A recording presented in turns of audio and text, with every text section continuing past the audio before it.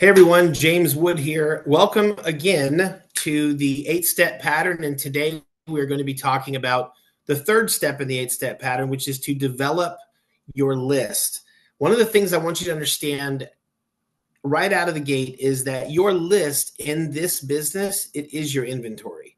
Obviously, you can have different patches and products on hand as well. But when it comes to building a LifeWave business, your list of names is like cherished, right? Because it is where you're going to launch your business. There's a few key points I want you to think about as you go through building your list. Number one is in the very beginning, and you're brand new, you're just getting started. The first thing I want you to think about is just writing down the 20 to 25 people. And I do encourage you to write this down. So many of us, we just keep it on our phones. We're like, well, I've got a bunch of people on my phone and I'll just scroll through from day to day and I'll send them a message or I'll give them a call. What I want you to do is I want you to just answer this question. If you were throwing a party at your house and you were going to invite that group of people that when you and your family get together, they're always there. Whether it's a barbecue or maybe you like to go out together. I don't care if it's 5 people, 3 people, or 10 or 15 or 20 people, but the first list is who are those people that if you picked up the phone and called them or you sent them a text message and said, hey, we're all getting together on Saturday, make sure you come over.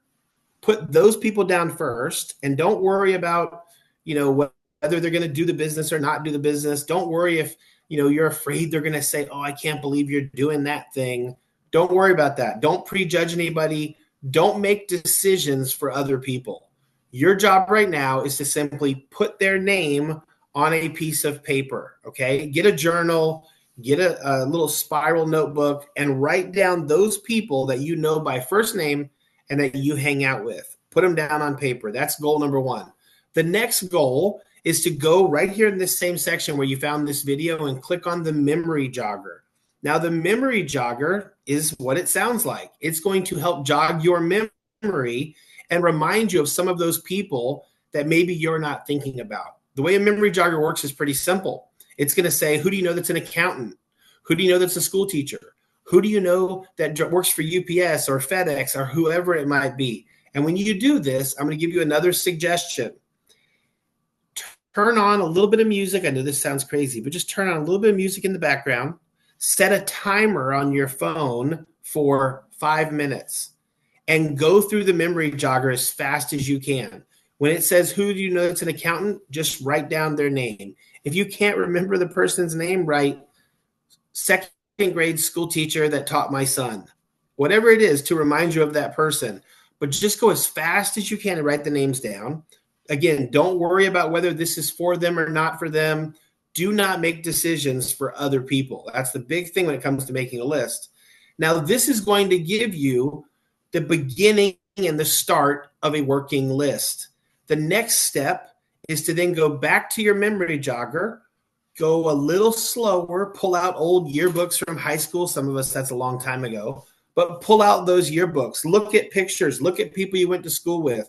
Think about all of those lists that we all have. Chamber of Commerce lists.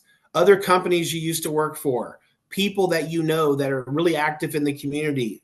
Pull out your wedding list of who you invited to your wedding. I'm just giving you some ideas. The idea here, the goal here is to get as many people on that list as possible. However, I don't want you to make that your number one priority today. What I want you to focus on today is that quick list of 5 to 20 to 25 people that you know on a first name basis, that you communicate with on a regular basis. Start with that. And once you have that list, then you get back with the person that helped you get started. So together you can strategize the list. They're going to help you strategize your list. Who and how should you approach each individual person?